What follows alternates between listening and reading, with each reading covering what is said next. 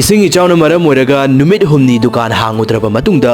ngasi isi dukan hangba yagadra haidana aina aigi ma office tin boyna chatle chatpa matam asida lambi kaya amadi hojik ising adum thummi chatpa yadri aduga mapam kharadi kangbadi dum yawre adubu laibak thibadi hojik su imung kaya ama ising na thumduna leiri families kaya ama laifam leitri kadai da leigani kadai da chatkani kadai da chak thongaga chagani haidana adukki matik matha saduna leiba families kaya ama ngasi ene lambi da lakpa matamda urami aina mayam da haizaning badi asumna laibak thiba nangiba families mayam sing ase mari lenaba authorities amasung government sing na yengsanabagi damakta hariba video sing ase adukki matik share totion view mari lenaba authorities amasung government asu yengsan birakani haba thajai turen kaibadagi ising ichaw tholaiba asida turen gi banbu thingnaba amasung ising ichaw nangaba yum kaya sing gi families kaya sing rescue to nabe damak tholaiba laikai gi volunteers arambai tangles pangal team amadi MLS kaya sing ikai khomnaba uchari mayam nasu support awibo ina video asu share totion biramu aduga chekon gi area ri ising gangmana maram oiraga